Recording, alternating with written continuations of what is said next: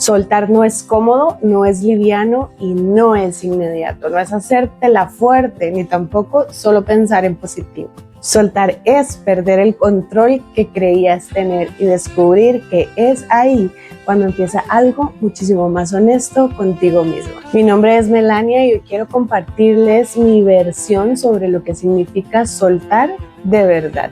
¿Por qué es que nos cuesta tanto? ¿Y por qué es que cuando dejamos de cargar lo que ya no nos corresponde, es entonces que la vida empieza a sentirse distinta? No perfecta, pero sí más coherente. Yo no había experimentado en toda la extensión de la palabra lo que significa este verbo tan popular y que hoy es tan cliché. Antes lo entendía desde la cabeza, pero hoy lo estoy entendiendo desde el cuerpo, desde las decisiones y desde lo que dejo de sostener porque no me corresponde. Y ahí todo cambió.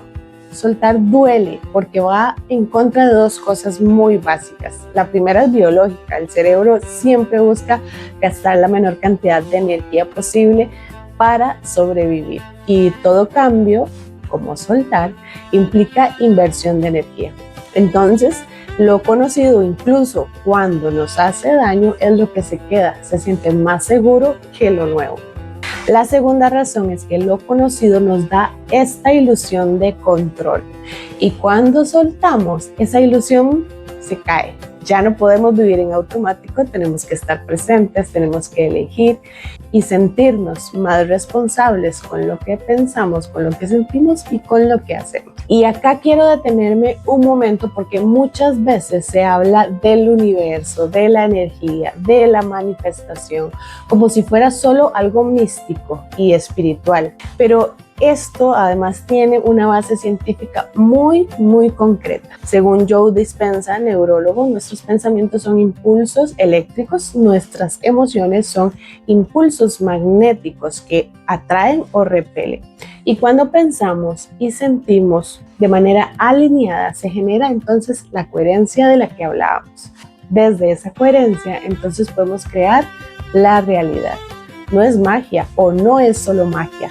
Es física, es fisiología, biología y conducta. Te pongo un ejemplo muy sencillo. Imaginemos a María. La abuela de María murió de un paro cardíaco. La mamá de María ha tenido 2 infartos y María siente muchísimo miedo a enfermarse. El miedo entonces es la emoción. Su pensamiento es: yo no quiero enfermarme, yo no quiero enfermarme. Y desde ahí actúa. Come saludable, cuenta calorías, hace muchísimo ejercicio, tiene chequeos médicos constantes. Aparentemente todo está bien, pero con el tiempo desarrolla presión alta. Cuando miramos más profundo, vemos que su pensamiento vibra desde la resistencia. Yo no quiero. Y la palabra que sigue después de esto marca dónde está puesta su atención. La enfermedad. Yo no quiero enfermarme. Su emoción es el miedo, que es una frecuencia súper densa. El cuerpo entonces vive en alerta constante y eso se puede medir y cuantificar. El corazón trabaja más, la presión sube, no porque María quiera enfermarse, sino porque toda la vida está organizada alrededor del miedo a la enfermedad. Esto no le pasa solo a María, por supuesto, nos pasa a todos. Y no pasa solo en la salud, pasa con las relaciones, pasa con el dinero, pasa con el trabajo, con la maternidad, con cualquier área de nuestra vida. Cuando estamos pensando en algo constantemente, nos sentimos atadas a eso mismo. Cuando queremos controlar constantemente, nos sentimos atadas a eso mismo. Soltar no es dejar de cuidar, es dejar de hacerlo desde el miedo. Es por eso que cuando empezamos a tener coherencia entre lo que pensamos, sentimos y actuamos, todo se ordena. Dejamos responsabilidades que no son nuestras y también dejamos de cargar culpas, expectativas ajenas, roles heredados, y esto hace que se cree un espacio vacío. Y estar vacías es algo que no estamos acostumbradas. Siempre buscamos llenar, pero ese vacío es el espacio para el campo de todas las posibilidades. Ahí es donde la vida empieza entonces a sorprendernos con cosas mucho más grandes de las que nuestra mente podría crear. Ahora quiero ser muy clara en algo. Soltar no implica olvidar, El olvido no es una decisión consciente, es un proceso involuntario de reparación del cerebro. Y cuando hay emociones incluidas o experiencias con una carga emocional, es poco probable que esto ocurra. Soltar tampoco implica reconciliarse, porque la reconciliación es vincular. Depende de dos o de las personas que estén vinculadas, de acuerdos, de límites y de responsabilidades. Soltar es individual, no minimiza tu dolor, no lo justifica y no lo borra, pero sí lo resignifica. Hay una metáfora que me gusta mucho, la de la serpiente y el veneno. La serpiente representa las situaciones, las personas, las palabras que nos hirieron. Y el veneno es el resentimiento. Ese resentimiento es lo que su propia palabra dice, resentir, volver a sentir una y otra vez, mantener activo el ciclo del dolor. La mordida tal vez no estuvo en tus manos, pero el veneno sí.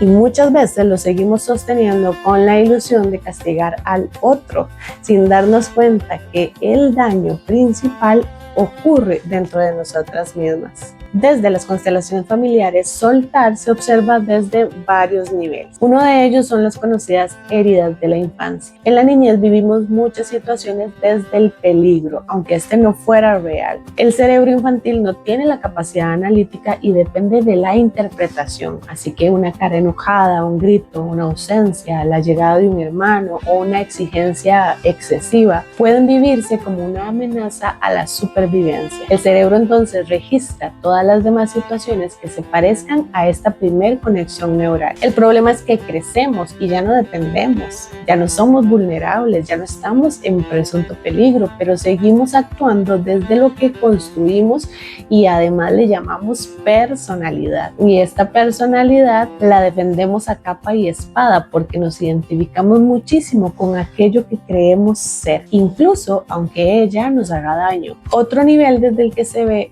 este verbo de soltar son las creencias limitantes. Toda la narrativa que repetimos sin cuestionar. Debo ser así, la vida debería ser de tal manera, mi pareja tiene que responder de tal forma, si no hago esto no soy valiosa, o si no enfermo no me miran, si no hago cosas no me ven. Todas estas son cargas, historias que nos contamos y que además condicionan cómo vivimos, cómo nos vinculamos y qué permitimos en nuestra vida. Y finalmente, el otro nivel desde el que observamos el soltar es nuestro lugar en el sistema familiar.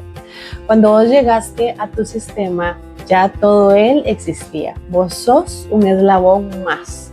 Sos hija, sos hermana, sos la primera, sos la de en medio, sos la última. Pero también sos la que llegó después de una pérdida, sos la que vino como esperanza para restaurar el matrimonio, sos la que no estaba esperada y un montón de condiciones más. Todas estas condiciones no te definen, pero sí te influyen. El problema aparece cuando cargamos con lo que no nos corresponde, cuando intentamos salvar, sostener o compensar. Reconocer tu lugar te permite entonces devolver lo que no es tuyo y quedarte con lo que sí. Hoy puedo decir que soy un aprendiz en esto de soltar. No lo tengo resuelto. No es un estado permanente, es un ejercicio constante y cotidiano.